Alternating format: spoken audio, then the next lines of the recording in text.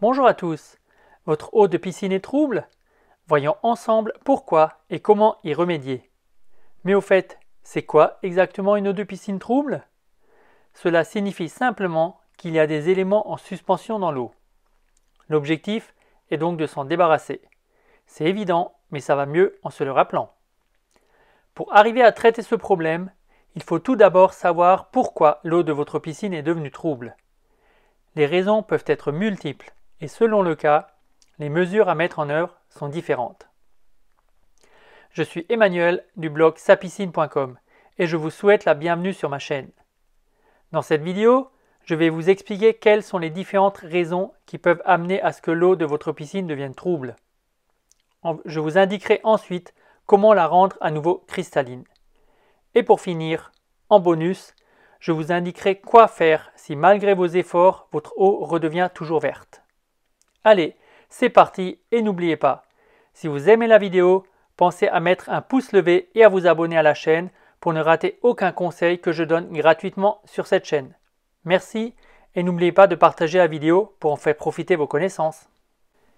Typiquement, vous pouvez rencontrer deux cas de figure. Premier cas, une eau de piscine verte et trouble. Deuxième cas, une eau de piscine blanchâtre. Le premier cas est le plus courant et pourtant pas le plus difficile à traiter. Vous êtes typiquement en présence d'algues. Passez simplement la main sur les parois.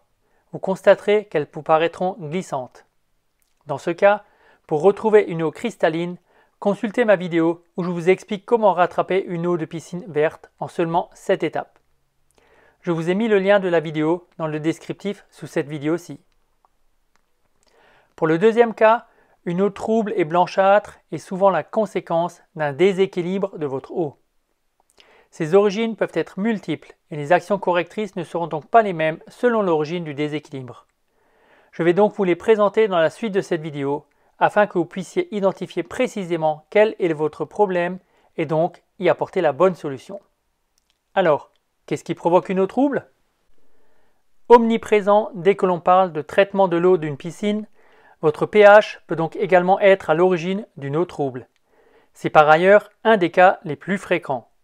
Ainsi, un pH élevé, supérieur à 7,8, va favoriser la formation de sels de calcium, ce qu'on appelle le tartre.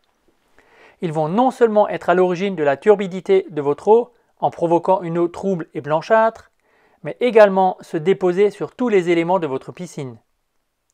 Vous comprenez donc l'importance de bien suivre et réguler votre pH, afin de garder une eau parfaitement équilibrée.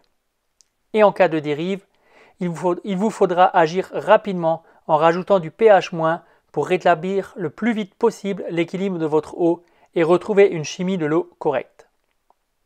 Par ailleurs, un pH supérieur à 7,6 favorise le développement des algues vertes. Ce phénomène sera accentué par une température de l'eau élevée, supérieure à 28 degrés Celsius. Cette fois, ce sera une eau trouble et verte que vous aurez. Le désinfectant peut être une autre cause. Un sous-dosage de votre désinfectant, quelle qu'en soit la raison, aura toujours pour conséquence de provoquer la prolifération des micro-organismes et par conséquent la turbidité de votre eau. S'il n'est pas trop tard, procédez simplement à un réajustement en augmentant le taux de désinfectant et les choses devraient rentrer dans l'ordre. Dans le cas contraire, il faudra procéder à un traitement choc.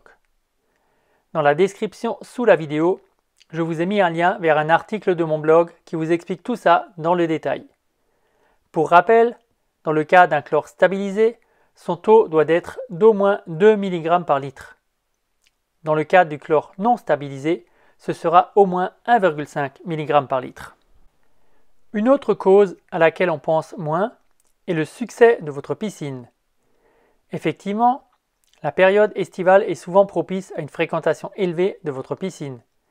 Mais avec l'augmentation du nombre de baigneurs, on augmente aussi l'apport de pollutions diverses et variées, comme la sueur, les produits solaires, cosmétiques et autres pollutions rapportées.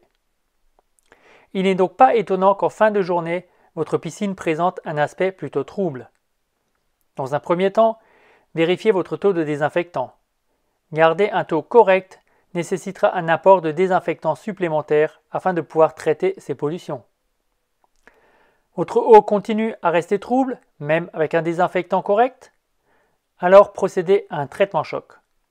Même rappel que précédemment, pour le chlore stabilisé, son taux doit être d'au moins 2 mg par litre. Pour le chlore non stabilisé, ce sera au moins 1,5 mg par litre. Un problème de masse filtrante peut aussi être à l'origine de nos troubles. Ce sera le cas si votre filtre ne remplit plus correctement son rôle. Cette défaillance de votre filtre peut avoir plusieurs origines. Un filtre sale qui ne retient plus correctement les pollutions. Des particules vont alors retourner dans votre bassin. Une simple lecture du manomètre de pression permettra de détecter cette situation. Effectivement, cette situation provoque une augmentation de la pression dans votre filtre. Si elle est de 0,5 bar supérieure à la pression initiale, c'est-à-dire la pression avec un média neuf ou parfaitement nettoyé, il est temps de procéder à un nettoyage de votre filtre. Vous êtes équipé d'un filtre à sable? Procédez à un contre-lavage. Vous êtes équipé d'un filtre à cartouche? Nettoyez-les à l'aide d'un jet d'eau et d'une brosse. Si besoin, les tremper dans une solution acide permettra de les détartrer. Autre origine, votre média filtrant est âgé. Avec le temps, votre média filtrant devient de moins en moins efficace. Au bout d'un moment, il va falloir procéder à son remplacement. Si vous utilisez des cartouches, vous aurez tendance à les remplacer régulièrement. C'est moins automatique avec un filtre à sable. Pourtant, il va aussi falloir le remplacer, même si la fréquence de remplacement est bien moins élevée, tous les 5 à 7 ans environ, en fonction de l'utilisation de votre piscine. Mais avant de procéder à des remplacements, faites d'abord des nettoyages en profondeur. Ils vous permettront d'optimiser votre qualité de filtration pendant un certain temps. Je vous explique comment procéder dans des vidéos dédiées dont vous trouverez les liens ci-dessous. Mais ces deux cas ne sont pas les seuls. Effectivement, parmi les autres cas liés à la masse filtrante, il y a le cas d'une finesse de filtration insuffisante. Dans certains cas, la finesse de filtration de votre média filtrant peut s'avérer insuffisante pour retenir toutes les impuretés. Vous pouvez alors l'améliorer dans le cas d'une filtration à sable en utilisant un floculant. Mais il y a aussi le cas d'un mauvais dimensionnement de votre filtre à sable. Si le débit de votre pompe est supérieur à celui admissible par votre filtre, l'eau circulera trop vite et la filtration ne se fera pas correctement. Pour les filtres à cartouche, on peut aussi avoir affaire à deux cas particuliers. D'une part, des toiles présentant un entartrage important ou encore une détérioration des toiles. Dans les deux cas, on aura pour conséquence l'apparition d'une turbitude dans le bassin. Un dernier cas de figure concerne les filtres à sable et découle directement du deuxième cas cité, à savoir l'âge du média filtrant. Effectivement, avec le temps, l'eau va créer des canaux préférentiels. Ce sont des chemins façonnés par l'eau dans le sable. Elle va donc principalement les emprunter, ce qui aura pour conséquence une qualité de filtration grandement diminuée. Pour éviter ce phénomène, faites régulièrement des contre-lavages. La qualité de votre eau peut aussi jouer un rôle. Si elle est dure et qu'elle comporte donc beaucoup de calcaire, elle présente alors une forte concentration de calcium et de magnésium, qui vont entraîner l'apparition de dépôts blancs dans le bassin. La résultante sera une eau trouble et la création d'une situation idéale pour le développement des algues. Si vous êtes concerné, il vous faudra utiliser un produit anticalcaire. Il reste une dernière situation qui peut provoquer une eau trouble. Une eau trouble peut être la résultante d'un traitement choc. C'est plutôt déroutant comme situation. Vous effectuez un traitement choc pour clarifier et assainir votre eau, et après ce traitement, vous vous retrouvez avec une eau particulièrement trouble. Ne vous inquiétez pas, c'est normal. Effectivement, les algues mortes suite au traitement choc flottent dans l'eau et ne sont pas forcément retenues par votre filtre.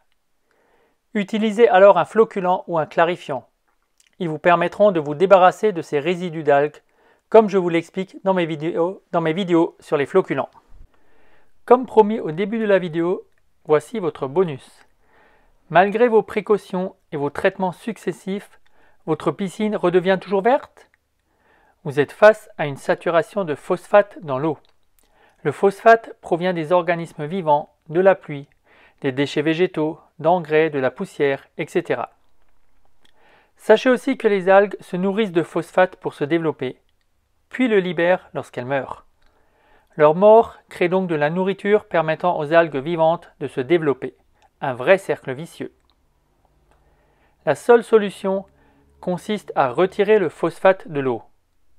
Pour ce faire, plusieurs solutions. Soit vous vidangez votre piscine, soit vous utilisez un antiphosphate. Pour finir, il faut que je vous parle encore de deux autres raisons qui pourraient troubler votre eau. La moins fréquente et qui ne concernera que peu de monde provient de votre revêtement. Si le revêtement de votre piscine est une peinture appliquée sur une paroi béton, la décomposition de la peinture pourra elle aussi être à l'origine d'une eau trouble.